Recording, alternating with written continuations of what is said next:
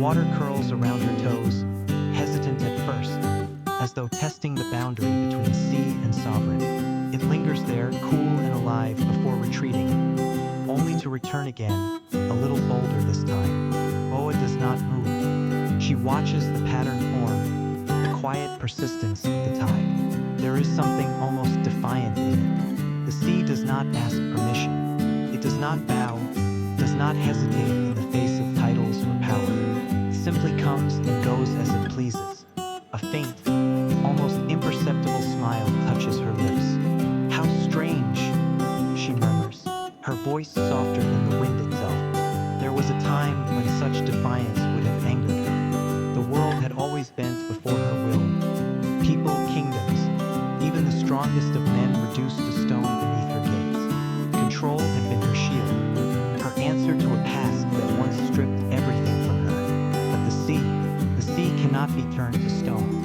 Another wave reaches her, higher now, brushing against her ankle. This time she shifts slightly, not away, but into it. The sand beneath her sinks just a little, reshaping itself around her presence. Yielding without surrender, her fingers tighten briefly against her arm before relaxing again. A memory stirs, not sharp, not cruel, but persistent.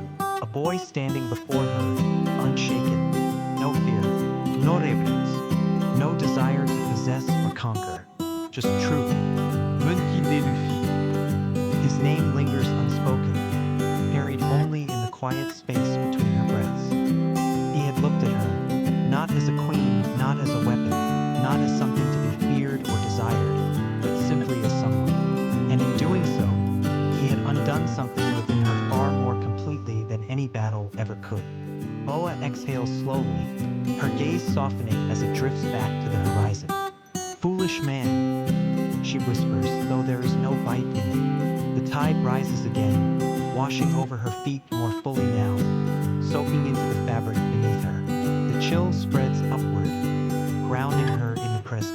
It reminds her that she is here, not in memory, not in the echo of what was, but in this fleeting, fragile moment. And for once, she does not resist it. The moonlight shifts as a thin veil of cloud passes over it, dimming the silver glow. Shadows stretch, deepening the contours of the shore, blurring the line between sea and land. For a heartbeat, the world feels smaller, closer, almost intimate. Boa tilts her head slightly, listening. Not to the sea this time, but to the silence within herself. It is different tonight. Not empty, not aching, just quiet. She draws her knees in a fraction, resting her chin lightly against them. The posture is smaller, less guarded than before, something she would never allow within the walls of her domain. There, every movement is deliberate, every glance calculated. Here, there is no audience, no expectations, no need to be unbreakable. Another breath, lower now. The thought returns, not as a question, but as a distant possibility.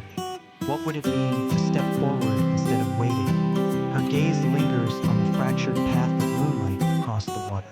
It no longer feels like it leads nowhere.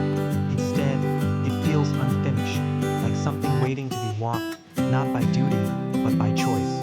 Boa closes her eyes once more. For the first time in a long while, the future does not feel like a chain. It feels open. The tide recedes again, slipping away from her feet, leaving behind a thin sheen of water that reflects the sky. And in that reflection, for just a moment, she does not see the Pirate Empress. She sees a woman, not defined by what was taken from her, nor by what the world demands of her, but by what she might still choose to become. The next wave comes, and this time, she lets it stay a little longer. The tide inches closer, a quiet, patient advance that leaves delicate, shimmering trails across the sand. Boa watches it without moving, as though even the smallest shift might shatter the fragile stillness she has carved out for herself. The world out here does not demand anything of her. It does not kneel, does not fear, does not whisper her name like a curse or a prayer. It simply exists. A breeze slips through her dark hair, lifting a few strands across her face. She doesn't brush them away immediately. Instead, she closes her eyes and breathes, slow, measured, unfamiliar in its ease. The rhythm of the ocean replaces the cadence of commands, of footsteps echoing through marble halls, of voices that never quite speak to her, only at her. For a moment, she lets herself imagine something dangerous. Not power, not conquest, but absence. No throne, no title dot, no expectations heavy as iron chains hidden beneath silk. Just this, her hand falls still against her skin. The scars beneath her touch feel distant tonight, as though the moonlight itself has softened their memory. Not erased, never that, but dulled, like an old story whose sharpest edges have worn smooth with time. A faint sound breaks through the hush.